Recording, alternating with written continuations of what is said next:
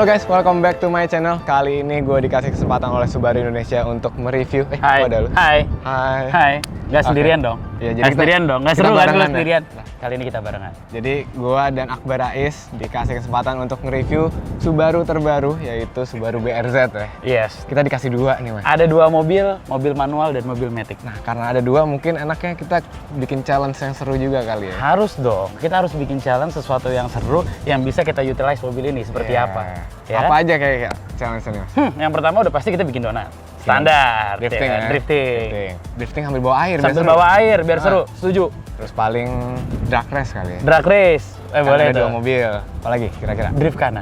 Drift kana. Iya, drift kana menarik kan? Abis itu ada mungkin parking challenge mas. Itu yang sangat menarik. Nah, Ya kan? Di situ kemampuan presisi kita bisa dilatih. nah terakhir nih mas, apa berarti? Terakhir, go for lo deh. Cepet-cepetan masuk jok belakang. Kalau gitu mah gue lebih cepet dong. Ya, Ya. bentar kita lihat ya. Kita lihat dong, belum tentu kan.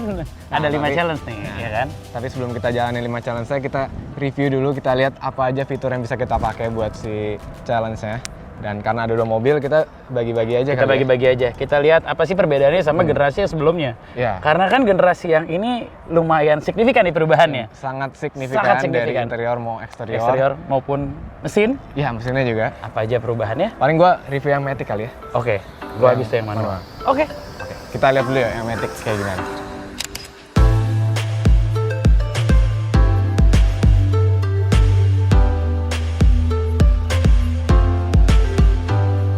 Generasi terbaru dari Subaru BRZ ini comeback setelah kurang lebih 10 tahun dari generasi sebelumnya dan hadir dengan pure sports car yang didevelop secara langsung oleh STI. Nah, karena ini adalah mobil baru, sasisnya pun baru juga.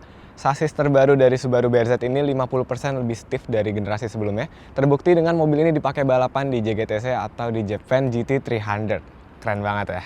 Bersama dengan Subaru WRX, Subaru BRZ ini punya tujuan untuk meningkatkan brand value mereka, yaitu sports model. Nah, menurut gue pribadi, desain terbaru dari BRZ ini bisa gue bilang lebih elegan, lebih sporty, dan juga tetap ada JDM look-nya. Dan by the way, mobil ini emang bisa dibilang JDM karena Subaru BRZ yang masuk ke Indonesia itu diproduksinya di Jepang atau Japanese Domestic Market. Nah, untuk desainnya sendiri, ini semua baru ya. Secara keseluruhan, dari lampu, fender, bumper, atap, sampai kap mesin itu semuanya baru. Nah, untuk variasi warnanya, Subaru BRZ ini hadir dengan 7 variasi. Ada warna blue pearl, kayak yang gue lagi review sekarang, ada warna merah, putih, silver, abu-abu, dan hitam, dan ada lagi, masih banyak lagi. Tapi menurut gue yang paling ciri khas dari Subaru itu adalah warna birunya ini. Kita lihat lebih dekat yuk dari bagian depan. Nah, untuk bumper depannya sendiri, ini memadukan antara warna mobil sama aksen-aksen hitam. Dari lubangnya ini banyak garis-garis hitamnya ya, buat variasi. Dan ini ada lubang yang ada fungsinya juga, buat aerodinamis, dari masuk sini, keluarnya ke sini, dan masuk lagi ke ventilasi belakang yang ada di fender. Untuk lampunya sendiri juga, menurut gue desainnya menarik banget karena ada DRL yang menjadi ciri khasnya Subaru. Bentuknya tuh kayak U gitu ya. Sama untuk bagian depan dan bagian belakang, DRL-nya bentuknya kayak gini. Kita lanjut ke bagian samping. Untuk Subaru yang masuk ke Indonesia ini, semua variasinya itu mendapatkan velg dengan dimensi 18 inch ya. Lumayan besar, cocok banget untuk mobil sports car gini. Pas gitu ya, ring 18. Dan seperti yang tadi gue bilang, bagian fendernya ini juga punya ventilasi untuk aerodinamis, ngilangin turbulence yang terjadi di bagian ban sini, masuk ke bagian ventilasi, dan jadi ada saluran angin biar lebih aerodinamis. Nah, untuk bagian pintu samping, gue masih ngelihat lining atau bentuk yang mirip juga dengan generasi sebelumnya dari Subaru BRZ ini. Kalau lihat sekilas gitu ya, dari bagian samping masih menciri khaskan BRZ gitu ya. Lining di bagian kacanya pun juga, dan ada desain yang menarik kali ini, yaitu bagian roofnya. Jadi kalau kalian perhatiin, roofnya ini dia ada 2 lining untuk aerodinamis dan juga untuk memaksimalkan headroom yang ada di dalam. Nanti kita bakal lihat. Untuk bagian belakangnya, ini adalah bagian yang menurut gue paling berbeda dari generasi sebelumnya. Lampunya kali ini bentuknya udah lebih kotak dan dengan DRL yang sesuai sama ciri khasnya dari Subaru juga. Dan yang gue suka di bagian belakang ini ada ductile sekarang. Nah, ductile ini juga udah didesain menyatu dengan bagasinya. Jadi kalau kalian beli BRZ ini udah dapet ductile ini juga pastinya.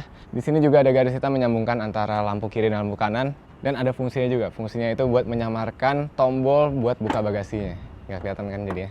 Nah, bagasinya sendiri kapasitasnya normal lah ya, selayaknya sports car. Ada ban serepnya juga di sini, jadi kalau kenapa-napa tenang. Ya, oke lah untuk ukurannya. Dan kalau kita lihat bagian bawahnya nih, seperti biasa Subaru BRZ ini hadir dengan dua knalpot kiri kanan, yang tengahnya itu ada lampu fog lamp dan lampu rem di bagian bawah sini. Keren banget sih, ciri khas banget dari si BRZ ini. Dan by the way, BRZ itu ada singkatan ternyata. Jadi B-nya itu adalah Boxer Engine, R-nya itu Real Wheel Drive, dan Z-nya ini Zico. Gak deng. Z-nya ini adalah Zenith. Zenith itu artinya berada di puncak gitu ya, on the top. Ya kurang lebih kayak gitu untuk bagian eksteriornya. Menurut gue ini eksteriornya sangat berbeda ya dari eksterior generasi sebelumnya. Sekarang kita masuk aja ke bagian interiornya. Oke, sekarang kita udah ada di interior Subaru BRZ terbaru ini. Dan sama seperti eksterior, interiornya ini juga mengalami perubahan yang signifikan banget. Secara overall sih desainnya menurut gue lebih modern dan lebih minimalis ya. Tapi sebelum kita bahas lebih dalam, kita nyalain dulu mobilnya. Panas soalnya. Ya, suara mesinnya sih kurang lebih sama yang sebelumnya, karena mesinnya sama, cuman beda lebih kenceng aja. Dan walaupun interiornya baru, tapi tetap ada ciri khas yang dipertahankan dari BRZ sebelumnya. Kayak ada stitches merahnya ini. Ini bikin pemanis banget sih merah-merahnya, karena merah itu kan racing. Dan kontrol AC-nya pun juga mirip sama generasi sebelumnya. Putar-putarannya gampang, semuanya physical touch. Jadi kalau kita lagi ngebut gitu, nggak harus ribet touchscreen, karena semuanya bisa diraih langsung pakai tangan. Interior dari mobil ini juga didesain untuk mengutamakan driver experience kita, atau Subaru menyebutnya dengan driver oriented cockpit. Jadi desainnya itu didesain untuk kenyamanan sebuah driver, biar kita mengendarainya itu lebih enak.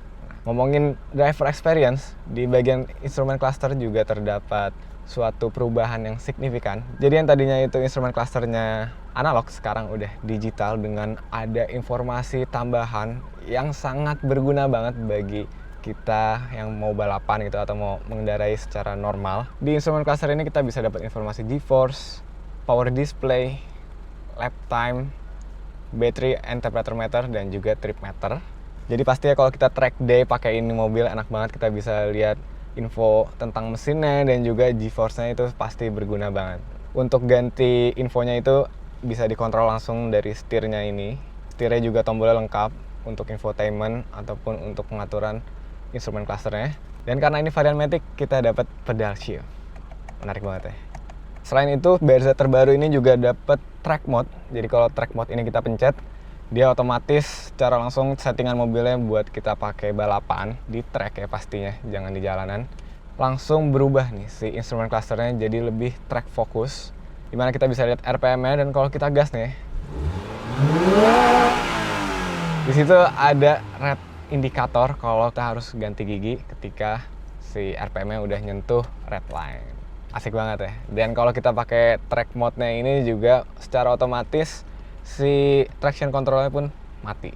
Cuman kalau untuk harian pun kita bisa pakai mode yang normal biar lebih nyaman berkendara.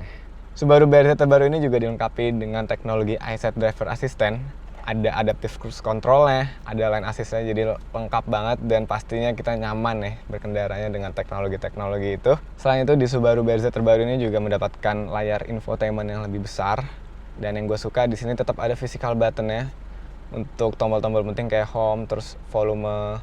Jadi kalau kita lagi fokus ke jalanan tuh nggak ribet nyarinya, udah langsung ada di sini semua.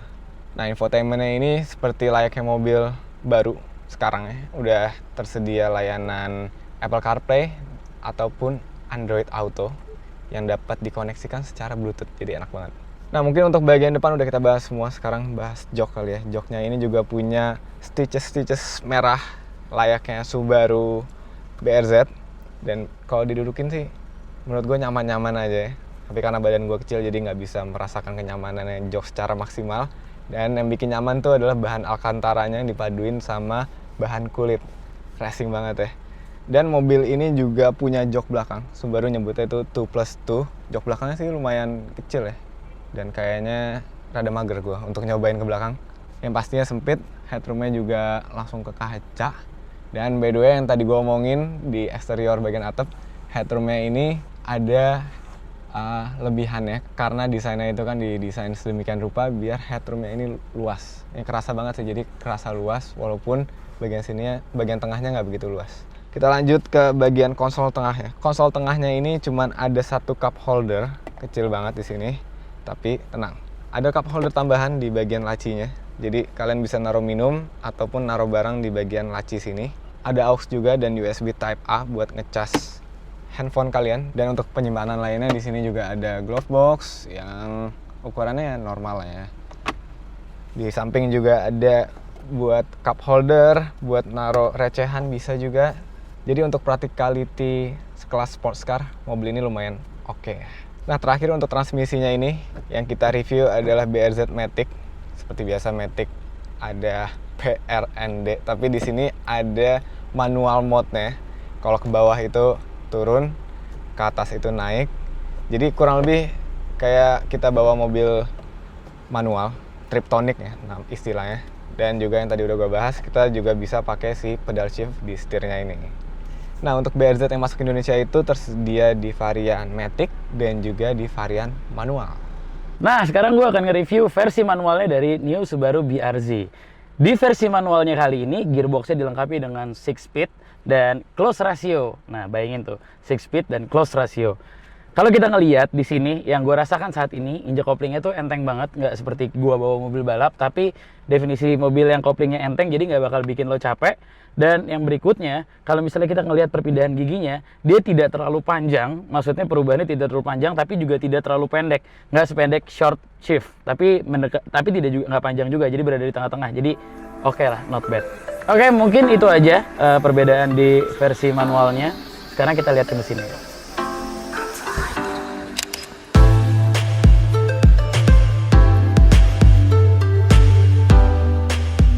Di New Subaru BRZ ini perubahan mesinnya sangat signifikan karena di sini mesinnya udah berisikan 2400 cc atau 2,4 liter dan menghasilkan 237 PS serta 250 Nm torque-nya. Wah, secara perbedaan mesin, HP dan torsinya lebih besar daripada generasi sebelumnya, tetapi berat mobilnya kurang lebih hampir sama. Dan itu membuktikan kalau mobil ini pasti lebih kencang daripada generasi sebelumnya. Konfigurasi mesin boxer dan 4 silinder masih tetap di sini, tidak berubah, dan ngebuat mobil ini lebih low center gravity sehingga memiliki weight distribution yang sangat ideal untuk sebuah mobil sport. Tapi sayangnya untuk di versi manual ini tidak ada teknologi EyeSight. Oleh karena itu, sekarang mari kita bahas 5 hal yang paling gak gue sukain dari mobil ini. Yang pertama adalah ketika kita berada di dalam mobil dan kita mengunci mobil, kita mau keluar nggak bisa. Sedangkan di mobil-mobil lain udah pasti otomatis bisa langsung kebuka. Yang kedua, nggak ada legroom sama sekali. Buat ukuran badan gede kayak gue gini, lo bayangin nggak bisa bergerak sama sekali. Sempit, nggak bisa ngapa-ngapain. Yang ketiga, konsol tengahnya, ini kecil sekali. Jadi kita bingung nih, antara mau naruh barang atau mau naruh minuman. Karena di sini ada 2 cup holder, tapi nggak bisa naruh barang. Jadi menurut gue ini adalah hal yang paling gue nggak suka. Yang keempat, ini adalah hal yang paling gue nggak suka karena di mobil-mobil yang lain tuh sudah menyediakan USB Type-C. Sedangkan di New Subaru BRZ ini masih menggunakan USB Type-A yang lama. Yang terakhir yang gue nggak suka adalah pengaturan jok yang masih manual. Sedangkan, aduh, kayaknya kalau dibikin elektrik akan lebih nice sih. Sekarang gue akan membahas 5 hal menarik yang ada di mobil ini. Yang pertama, unlock button di kuncinya ini ada logo Subarunya. Keren banget kan? Mobil ini punya ultra low center of gravity thanks to konfigurasi mesin mobil ini yaitu mesin boxer. Jok belakang mobil ini bisa dilipat jadi kita bisa bawa barang yang banyak. Rem tangan mobil ini masih konvensional jadi pastinya enak banget buat dipakai drifting. Ketika RPM udah nyentuh limit bakal ada red blinking lights jadi kita berasa kayak bawa mobil balap.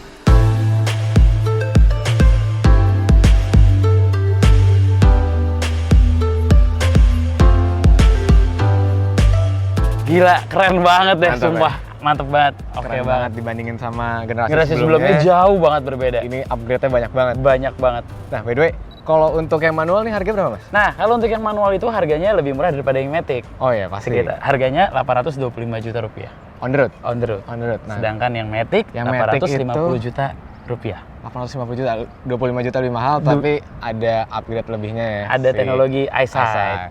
Nah, Harga tersebut itu udah termasuk 3 tahun warranty, 3 tahun gratis service, dan 3 tahun Subaru Roadside Assistance. wah gila, worth it Mantap banget ya. ya. Sangat-sangat worth it. Nah, Tapi nggak cuma itu doang.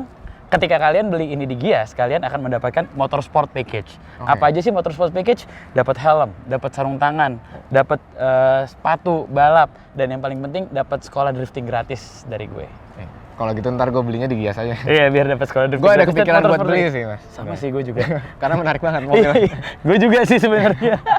Oke, Aduh. kalau gitu kita lanjut challenge-nya aja kali ini. Gue udah gak sabar banget. Gue juga udah gak sabar. Kita Apa mau dulu nih yang pertama? Yang pertama kita